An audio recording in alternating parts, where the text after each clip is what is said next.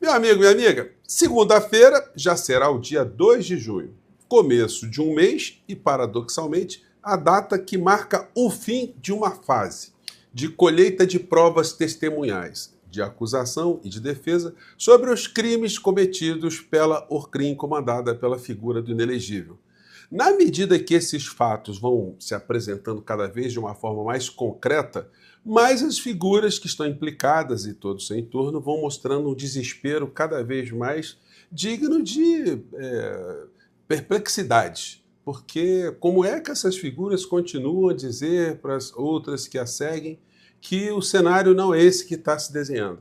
Eles continuam acreditando que tudo aquilo que eles estão dizendo para todos os lados sobre sanções ao ministro Alexandre de Moraes, aos outros ministros da corte, a soberania nacional, que isso irá, de alguma maneira, aliviar sanções contra esses criminosos todos. Muito pelo contrário, eles só estão reforçando o que foi que nós corremos de perigo com essa gente que ainda hoje está cada vez mais mostrando do que eles seriam capazes, o que eles queriam fazer com o nosso país. Bom, vou mostrar aqui para vocês algumas cenas e trazer algumas novidades, inclusive uma situação que pegou esse senhor Greenwald numa contradição muito complicada, né? Mas que serve de exemplo para todas as pessoas aí que ficam fazendo discursos por verdadeiras princípios que dizem defender, mas quando a situação bate à porta deles, eles mudam completamente de lado, né? Bom, eu vou falar com vocês sobre o que está acontecendo, mas é sempre muito importante convidar você que está chegando agora ao nosso portal, ainda não é inscrito, para que você conheça o nosso portal, se inscreva aqui conosco, conheça também os nossos outros vídeos, compartilhe, dê seu joinha, mande seu comentário e, se puder, prestigie também nosso clube de membros. Você que é muito bem-vindo e muito bem-vindo. Gente, nesse universo dos desesperados, eu mostrei para vocês aqui uma fala do senador Magno Malta, né, que tanto a gente apelidá-lo de Magno Malte, porque ele se apresenta às vezes com situações meio complicadas, né? Parece que foi possuído ali de algum elemento etílico.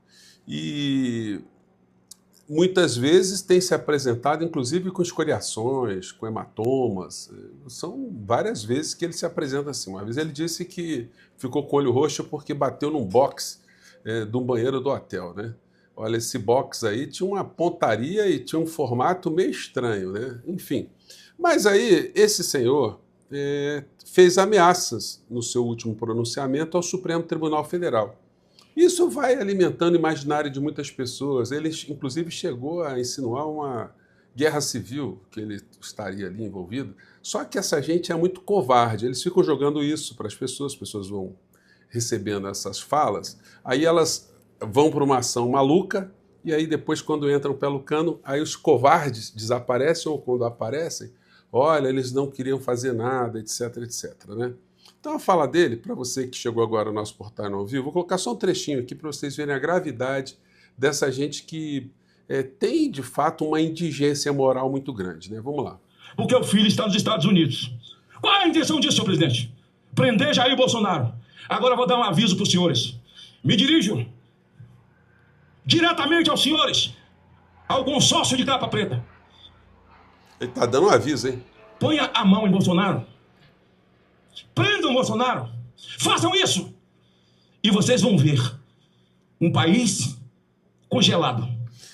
O país congelado, já brinquei até com vocês, né? O Brasil vai virar um grande iceberg, né? Mas, senhor Magno Malte, o que se deve fazer quando o Poder Judiciário está julgando um criminoso e as provas todas mostram que os crimes foram cometidos, que estão ali previstos no Código Penal? O Poder Judiciário vai dizer o seguinte: olha, não vamos prender não, tá? Porque senão o senador Magno Malte, ele está convocando uma rebelião aqui no nosso país para transformar o nosso país num grande iceberg. O Brasil vai ficar congelado. Então, esse tipo de fala tem algum tipo de efeito? Então, nós que operamos, né, na realidade, nós que enxergamos as coisas do mundo real, quando a gente vê esse tipo de situação no Senado da República, é um caso de sempre questionar, né, se o Senado não deveria ter um grupo de psiquiatras para cuidar dessas criaturas, porque ou é o psiquiatra ou é o policial, né? O delegado de polícia para cuidar de curar essas cabeças. Bom, enquanto isso, no mundo real aqui no Brasil, notícias interessantes. Puxado pelo agro, PIB cresce 1,4% no primeiro trimestre. Avanço anual é de 2,9%. O crescimento do Brasil foi um dos 5 maiores do mundo, né? O Brasil ficou em quinta posição. PIB do Brasil fica entre os maiores do primeiro trimestre e supera o de 44 países. Veja ranking, a matéria está aqui no estado de São Paulo, mas está em todos os jornais também. O presidente da República ele continua atuando, né? Ele foi inaugurar aqui uma cerimônia da retomada das operações no porto de Itajaí, no estado de Santa Catarina. E o governador lá de Santa Catarina deu uma sumida lá, né? E, enquanto isso, também, na sequência, o presidente inaugurou um programa chamado Mais Médicos Especialistas. Muito interessante, porque o SUS, com o aplicativo que as pessoas vão baixar no seu celular, vão poder marcar exames, vão ter diagnósticos pela internet. É um negócio muito interessante. Isso deveria ser objeto, como eu sempre digo para vocês, de grandes lives pela manhã, explicando, trazendo especialistas, causando essa rotina comunicacional para pautar os temas aqui no nosso país. Em tempos de economia, com muitas turbulências, porque não se quer tocar em aumento de IOF para as classes médias altas, o setor do rentismo, os especuladores, os investidores abutres, e o Congresso Nacional fica fazendo essa batalha.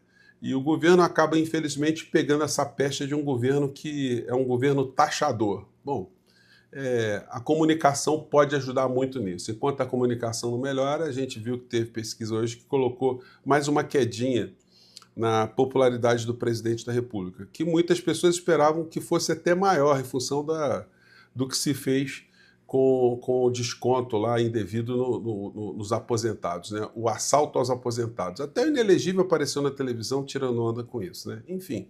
Mas vamos ver aí, porque assim que essa gente for para a cadeia, nós vamos discutir coisas mais sérias aqui no Brasil, né? E essa gente vai fazer bravata do quê? Com o inelegível já em cana. Bom, Eduardo Bolsonaro ataca Moraes e diz que pode disputar a presidência se for indicado pelo pai. Tem um negócio, né, Dudu?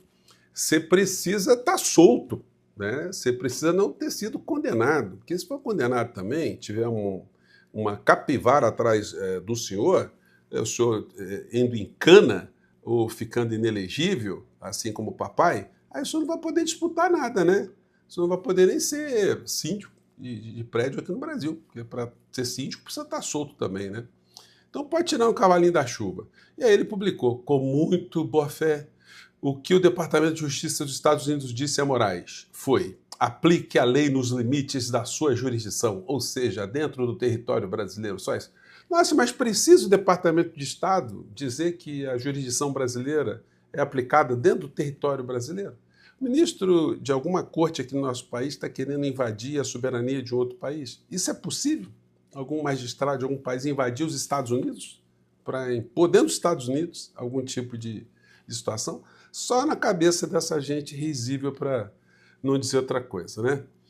Mas para Moraes, isso tem que seguir a lei, é pedir muito para quem está embebedado de poder. Aí vem com as palhaçadas todas. E aí acontece, na sequência desse Mundo Cão, vídeos como o do Jequinho Lustroso, que eu já comentei com vocês o tempo todo, mas o título do vídeo dele: Bomba! Trump deu bronca secreta em Moraes.